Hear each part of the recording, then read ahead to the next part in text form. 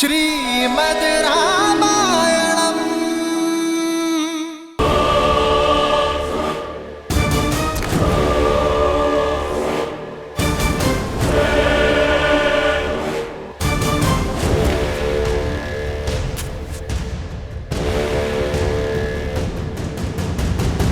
भैया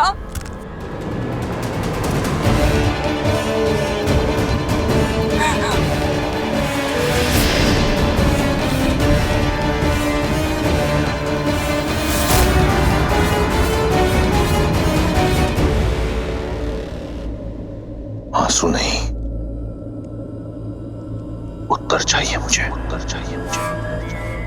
वो नाम चाहिए, वो नाम चाहिए जिसने लंकेश की बहन के सम्मान और लंका के स्वाभिमान पर प्रहार करने का दुस्साहस किया है।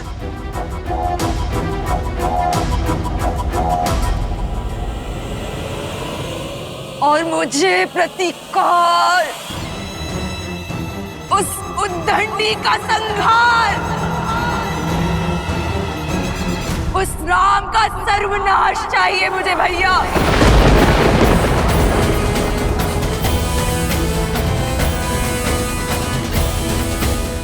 क्या दोष था मेरा, एक माँ का, जो अपने पुत्र की खोज में भटक रही थी। क्या दोष था मेरे शंभू का, मेरे पुत्र का, जो बिना किसी भूल के मृत्यु दंड का भागी हो गया भैया।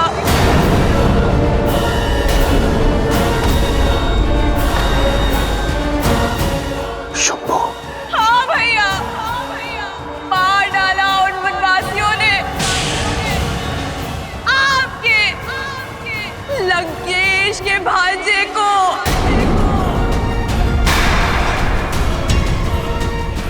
मेरे रूप के साथ साथ मेरी आत्मा भी छलनी कर दी उन लोगों ने भैया। जब दंडक में ये सब हो रहा था तो क्या कर और दूषण मौन थे? नहीं भैया, वो मौन नहीं थे, किंतु अब वो सदा सदा के लिए मौन हो गए हैं भैया।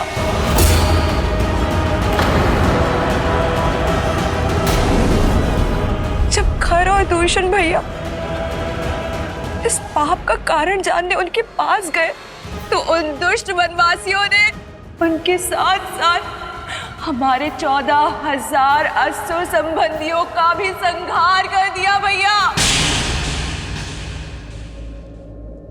राम और लक्ष्मण ने राक्षसों के विरुद्ध युद्ध का शंखनाद कर दिया भैया। और वो सीता, मेरा आपकी बहन का अपमान देखकर प्रसन्न हो रही थी भैया। मुझे प्रतिकार चाहिए भैया, हाँ, प्रतिकार चाहिए भैया।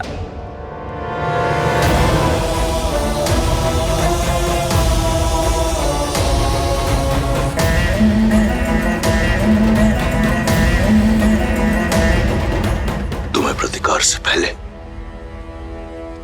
उपचार की आवश्यकता है शूर्पणखा। इससे पहले कि तुम्हारे मन के घाव भरे, आवश्यक है कि तुम्हारे शरीर के घाव भरे। हमारे राजवैद्य सुसैन अपनी चिकित्सा से तुम्हारे रूप को पुनः लौटा देंगे।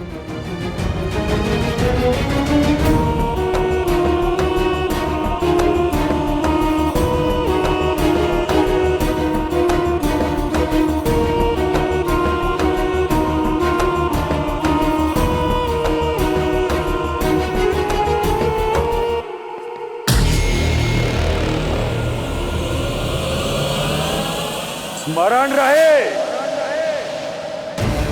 जो इस कक्ष में बीता है उस पर कोई संवाद, कोई चर्चा नहीं होगी।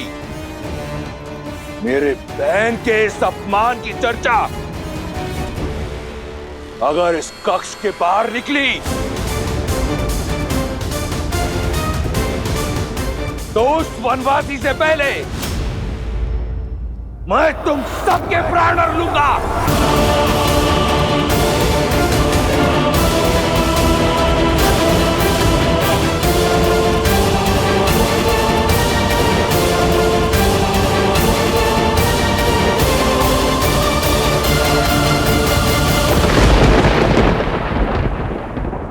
तुम लंका के सर्वश्रेष्ठ गुप्तचर हो।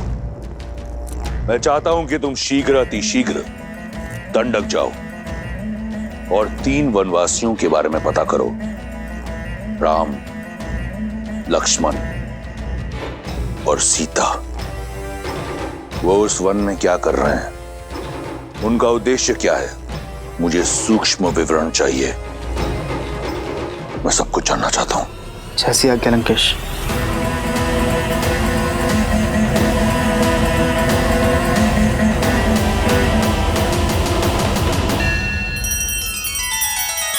श्री रामचंद्र कृपालु भजु मन हरण भव भय दारुणम। नव कंज लोचन कंज मुख कर कंज पद कंजारुणम। सिया राम, सिया राम, सिया राम, सिया राम। आदर्श और मर्यादा की है ये कथा महापावनम। काट मद श्री से मिलाने श्रीमद् रामायणम, श्रीमद् रामायणम। सिया राम, सिया राम, सिया राम, सिया राम।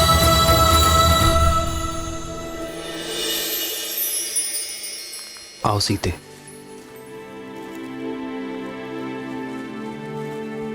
हम कहाँ जा रहे हैं आर्य?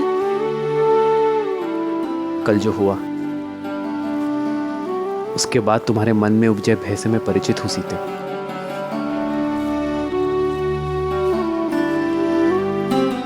तुम्हारी प्रसन्नता कहीं लुप्त हो गई है,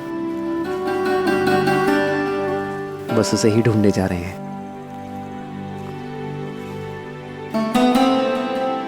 और मुझे विश्वास है कि अपनी सीते की प्रसन्नता मैं ढूंढ लूंगा। आओ।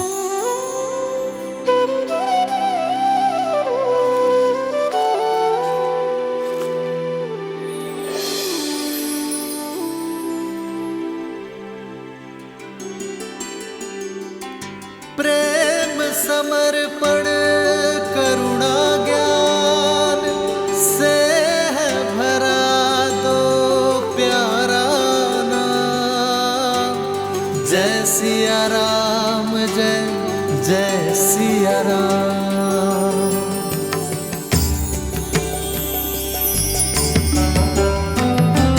राम है लोचन सीता दृष्टि, राम है अद्भुत। सीता वृष्टि, राम सियासा। जानती नहीं थी कि इस भयानक वन में इतना सुंदर स्थान भी हो सकता है। देखा, लौट आई ना तुम्हारी प्रसन्नता। अपने इन भावों और प्रयास से आप मेरे मन को आनंदित कर ही देते हैं। कैसे वनवास के इस जटिल समय को आपने अपने समर्पण से कितना सरल बना दिया। तुम भी तो मेरा हर पल सुंदर बना देती हो सीते। अपने प्रेम से ही तो तुमने इस वन में स्वर्ग बसाया है।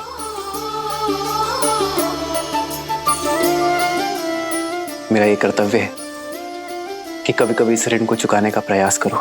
जन्म जन्म का और वैसे भी सीते, संगम जीवन छोटे छोटे पलों में ही तो बसता है। सीता हर क्षण भवधन। भविष्य की चिंता करने से श्रेष्ठ तो यही है एक है कि हम हर पल एक समर्पण, वर्तमान में आनंद को ढूंढे। एक है रूप तो दूजा दर्पण।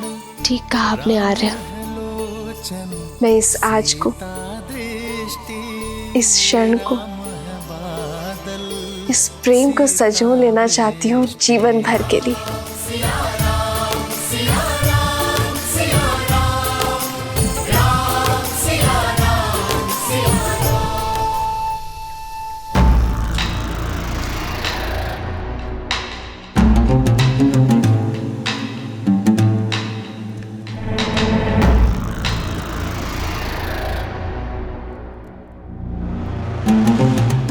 तुमने जो सभा में कहा वह अधूरा सत्य था। मैं पूर्ण सत्य जानना चाहता हूं। तुम्हारे साथ दंडक में क्या हुआ शूर्पणखा? सत्य ये है कि मैं आपको दिया हुआ अपना वचन पूर्ण करना चाहती थी भैया। संसार की हर सबसे सुंदर वस्तु का स्वामी है मेरा भाई, परंतु यदि संसार की सबसे सुंदर स्त्री उसके पास ना हो तो ये गर्व अधूरा है भैया। और उसी को पूर्ण करने के लिए मैं सीता के हरण के लिए गई थी और मेरा पुत्र शंभु मेरे इस उद्देश्य को पूर्ण करने के लिए मेरे साथ गया था, परंतु उस राम ने मेरे पुत्र के प्राण हर लिए और मुझसे मेरा मान।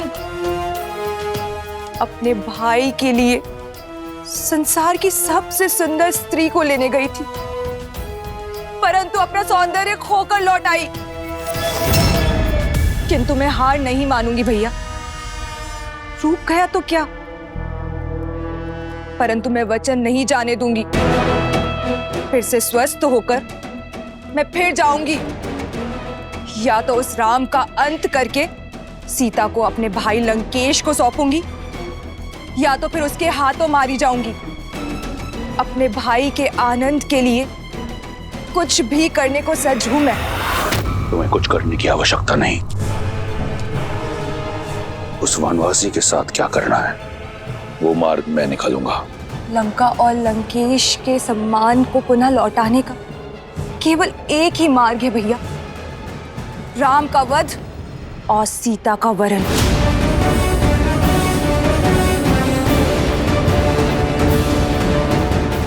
अपने बलिदानों के बदले केवल और केवल अपने भाई की प्रसन्नता चाहती है ये बहन।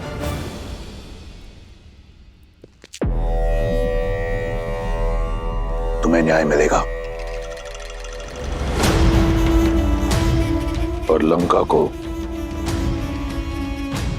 उसके अपमान का प्रतिकार।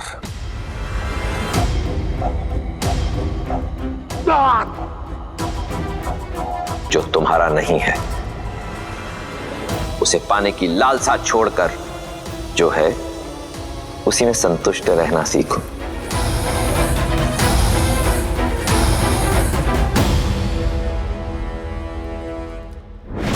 जब मन में संशय का नाद हो तो न्याय का डंका नहीं बजता है।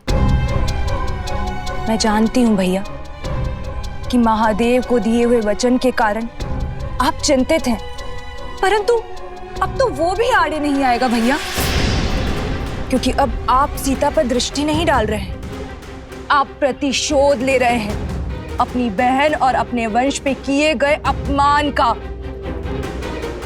आपके पास उत्तर देने के लिए है महादेव को कि आपकी बहन पर जो अत्याचार हुआ है उसका दंड दे रहे हैं आप राम को, उसके प्राण लेके। एक अबला विधवा का उद्धार करने के लिए उससे विवाह किया। सीता लंका के स्वर्ण महलों में रहने के योग्य है, ना कि वन में दर दर भटकने के। सीता उस राम के योग्य नहीं जिसके तन पर ना तो वस्त्र है और ना पैरों में पादुकाएं।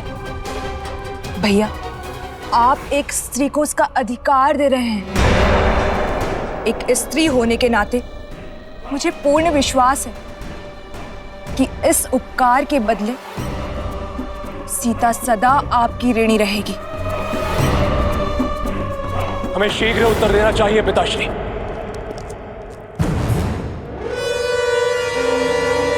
ये प्रहार हमारी कुल की गरिमा पर हुआ है। हम इसका प्रतिशोध अवश्य लेंगे।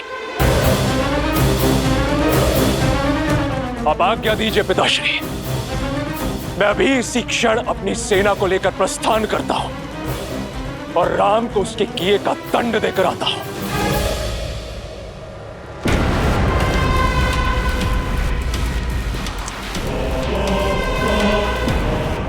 मुझे तुम्हारे शौर्य पर गर्व है।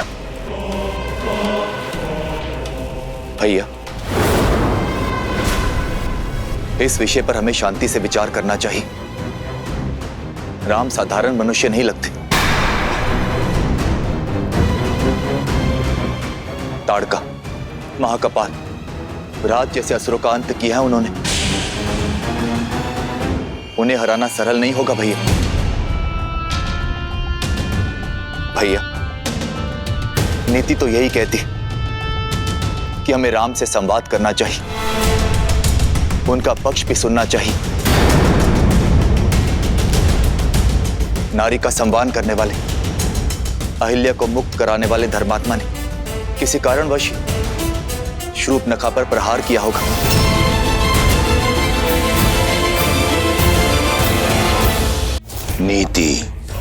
नीति ये नहीं कहती कि तुम उस राम को धर्मात्मा कहो। मूर्ख।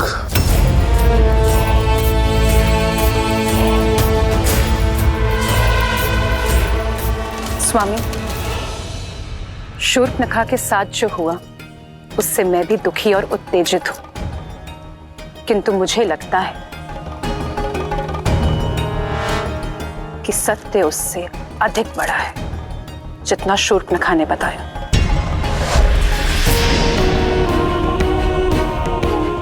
कई ऐसे प्रश्न हैं जिसका उत्तर ही नहीं है। श्रेष्ठ ये होगा कि अब सारी घटना का विस्तार से पता करें और फिर कोई निर्णय लें।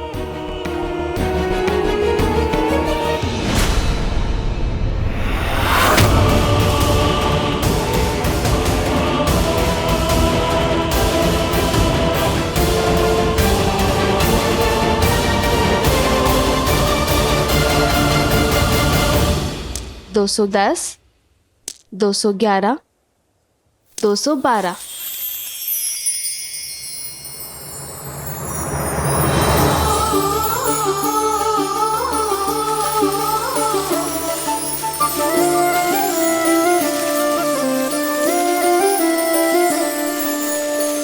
जन्म जन्म का है ये संगम, राम रतन सीता वैभव धन।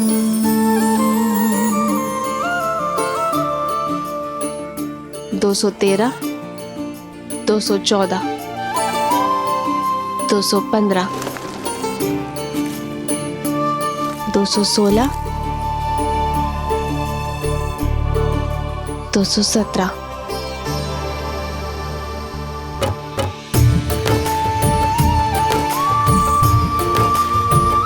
ऐसे किस विशेष कार्य में डूबी हो सीते कि इन सुंदर पुष्पों और राम को ही अनदेखा कर दिया? भविष्य में झांकने का प्रयास कर रही हूं। गिन रही हूं कि हमारे वनवास में कितने दिन शेष हैं। कब माताओं भरत और शत्रुघ्न भैया और अपनी बहनों से मिल पाऊंगी। देखिए, वर्ष भर भी नहीं बचा।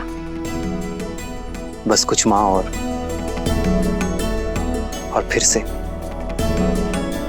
से अयोध्या की पावन माटी का स्पर्श होगा। फिर से मेरा भरत मेरी भुजाओं में होगा और फिर से मेरी माताओं के प्रेम का सानिध्य मिलेगा। हाँ,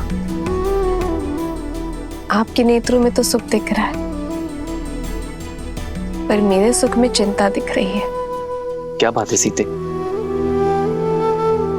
क्या तुम अयोध्या जाकर प्रसन्न नहीं होगी?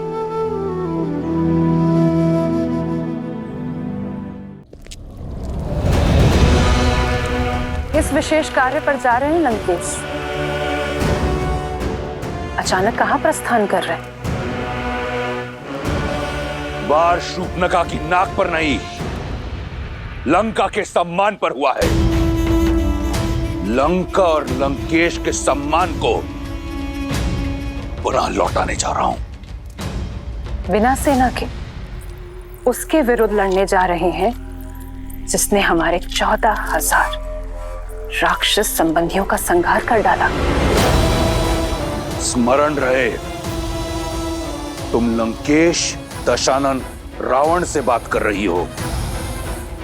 वो रावण काल जिसका दास है, जिसकी नाभि में अमृत का वास है। साधारण दिव्यास्त्रों से उस तुच्छ मनुष्य ने 14,000 राक्षसों का संहार किया होगा, परंतु 14 लोगों के स्वामी के समक्ष टिक नहीं पाएगा वो। महाबली गज भी एक छोटी सी चींटी के सामने धराशायी हो जाता है लंकेश। मत भूलिए कि आपके वरदान में मनुष्यों से अभेदान नहीं है। और वो कोई साधारण मनुष्य नहीं है लंकेश। श्रेष्ठ यही होगा कि आप मेघनाथ को साथ लेकर जाइए। आखेट पर श्वान को लेके जाया करते हैं मंदोदरी, सिंह को नहीं। मैं जिस कार्य के लिए जा रहा हूं उसके लिए मेघनाथ की आवश्यकता नहीं, उस श्वान की आवश्यकता है जिसे मैंने इस दिन के लिए पाला है। तो क्या आप युद्ध नहीं करेंगे? तुम्हारी बुद्धि भय से ग्रस्त हो चुकी है। जिस पैनेपन ने मुझे रिझाया था वो कम हो गया है मंदोदरी। अपने राज्य से निष्कासित 2 वनवासियों को लंकेश चुनौती देगा? नहीं। शठे शाठ्यम समाचरेत। जैसा देवता वैसी पूजा, जैसा कर्म वैसा प्रतिकार। उस वनवासी ने मेरी बहन के सम्मान पर प्रहार किया, अब मैं उसके सम्मान पर प्रहार करूंगा। उसने रावण के विरुद्ध अपना शीश उठाया है, मैं समस्त संसार के समक्ष उसके नेत्र झुका दूंगा। उसने ऋषियों की रक्षा का बीड़ा उठाया है, मैं उसे लज्जित कर दूंगा कि वो स्वयं के सम्मान की रक्षा नहीं कर पाया। अब ये युद्ध बाहुबल से नहीं, रणनीति से होगा। आप करने क्या जा रहे हैं लंकेश?